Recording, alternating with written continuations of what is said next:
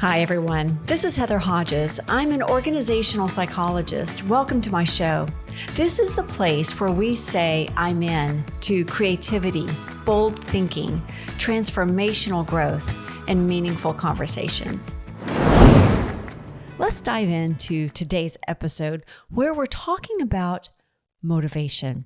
And I'm going to share two models of motivation with you: self-determination theory and the Enneagram.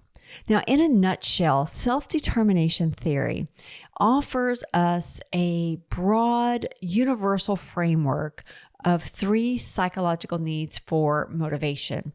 And the Enneagram provides more specific, individualized insights into what drives each one of us. So today we will look at motivation through the lens of the Enneagram, and next time we will explore motivation through self-determination theory. Now, the Enneagram is one of my favorite tools for self-discovery and transformational growth because it goes beyond surface level behaviors to uncover why we do what we do. And when we understand what motivates us at our core, we can harness that energy to thrive, and not just in our work, but in every part of our life. And understanding human motivation through the lens of the Enneagram, it also helps us understand and appreciate what motivates each other as well. So grab a warm beverage, a pen, maybe some crayons, or just some quiet time to yourself, and let's explore what motivates each Enneagram type and how you can actively fuel your intrinsic motivation. Now, if you're new to the Enneagram, don't worry, I've got you covered. We will be talking about the Enneagram a lot on this podcast. Now, the Enneagram is a model of 9 core personality types, and each Enneagram type represents a unique way of thinking, feeling, and behaving. But here's the kicker. At the heart of each type is a basic desire and motivation. And below that is a basic core fear that shapes how we show up in the world. Now, today we are focusing on motivation, why you do what you do. And when I teach the Enneagram in my workshops, I almost always start at the top of the Enneagram in the gut or the body center triad with 8s, 9s, and 1s. And then I move on to 2s, 3s, and 4s in the heart triad and finish up with 5s, 6s, and 7s in the head triad. And that's the structure I'll use in this podcast as well. Now, as I'm going through each of these Enneagram numbers or types, and I use those two words interchangeably, think about what resonates with you, as you're listening to this. So we're going to start with Enneagram 8s. 8s are called the challenger, or the protector, or the active controller. And 8s, you are assertive, you're direct, you're decisive, and you're very self-assured. So 8s are motivated by strength and independence. And you're also motivated by avoiding weakness and vulnerability. So you thrive when you are making an impact in your world and standing up for what matters. So you like to make things happen and you don't mind making decisions. So for 8, for you to boost your motivation, you should practice vulnerability. It really is a superpower that can deepen relationships and fuels trust. And you can also channel your energy into causes that matter to you. And you can use all of that amazing strength that you have to help others. Okay, 9s. 9s are called the peacemaker or the mediator. And you are easygoing. You are accommodating and patient. And 9s, your motivation lies in harmony. And you are usually motivated by promoting peace and getting input from others and creating comfort, and you love routines. So that means you are energized by balance and avoiding conflict and feeling connected to others. So 9s, your motivation boost is to set clear goals and make small steps towards them. So practice asserting your needs and opinions. And remember, your voice matters. Okay, type 1s. 1s are called the strict perfectionist or the reformer or improver. So 1s, you are conscientious and perfectionistic. You're critical, but you're also very controlled as well. So if you are a 1, you are driven by a deep desire to improve the world and yourself. So you thrive on doing what's right. And you often have this strong inner critic kind of nudging you towards excellence. So to boost your motivation, 1s, focus on progress rather than perfection. And celebrate small wins so that you can kind of stay motivated each step of the way. All right, 2s. 2s are called the considerate helper or the giver. And 2s, you are caring, you are generous and friendly, and you're warm-hearted. So 2s are all about connecting with other people and being helpful and dependable. And you are motivated by anticipating and then meeting the needs of others and by making a difference in people's lives. So a motivation boost for 2s is to recognize that helping yourself is just as important as helping others. So set boundaries to take care of yourself. And remember that helping others is valuable, but so is your own well-being. Type 3s are called the competitive achiever or the performer. So you are ambitious and focused and adaptable and clever. 3s, you are the go-getters. So success and recognition and reaching goals lights you up. So you are energized by the challenge to win, whatever winning means to you. So you're also motivated by being productive and being a high performer.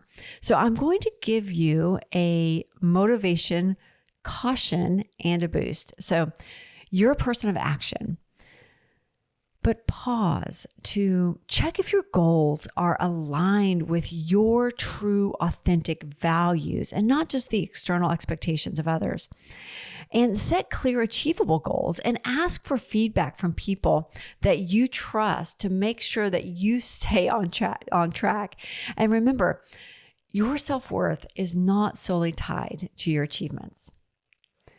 All right, type 4s are called the individualist or the intense creative. So you are creative, you are emotional and expressive. And 4s, your motivation is found in self-expression and creating something unique. So you are searching for meaning and making a difference, and you get energy from tapping into your emotions. So to boost your motivation, try channeling your creativity into action and don't let perfectionism or doubt hold you back. So you get a surge of motivation and energy when you embrace your creativity and allow yourself to feel emotions deeply. And I personally love it when you use all of your unique, beautiful perspective to inspire others. All right, type 5s are called the investigator or the quiet specialist. And you are private, you are cerebral, you're curious, but you're also going to be a little detached. So 5s, your drive comes from curiosity and this pursuit of knowledge, but you're also driven to conserve your resources and your energy. So you're motivated by making sense of the world and having space to explore ideas and solve problems independently on your own. So your motivation boost, fives, is to balance preparation with action. So you don't need all of the answers before getting started. And it's good to create a structured environment for learning so that you can engage in your projects that stimulate your curiosity and kind of allow you to go deep into your investigation. But fives, don't forget to come up for air and check in with the people who love you. Sixes are called the loyal skeptic, the devil's advocate, or the questioner. So sixes, you are cautious and loyal, but you're also a little anxious and you're always alert. So sixes are motivated by security and trust and by creating stability and safety, and also by avoiding threats and risks. So you're energized when you know that you're prepared and supported, and you thrive in collaborative environments. So sixes, your motivation boost is to trust yourself and to lean into action even when you are uncertain. So you can also increase your motivation by all of that planning so that you can alleviate any of that anxiety about possible future events. But remember to focus on the possible positive outcomes too. That will help you kind of counteract the anxiety that you might be feeling. All right, type sevens, you had to wait a long time for this. Sevens are called the enthusiastic visionary, the optimist, or the epicure. So sevens, you are optimistic, you're spontaneous, you can also be intense and uninhibited. Sevens, you are the adventurers of the world. So you're motivated by excitement and freedom and possibilities and staying optimistic and open, and from always staying away from anything that's boring. No boring events for sevens. So you love exploring new ideas and just kind of keeping things lighthearted.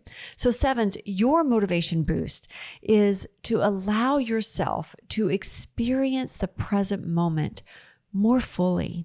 You will also find that structure and follow through will help you turn your big ideas into lasting results. Okay, so how do we apply all of this information about each of the Enneagram types and motivation? Because motivation isn't just about knowing what drives you. It's about putting that knowledge into practice and putting that knowledge into action. So here's my challenge for you this week.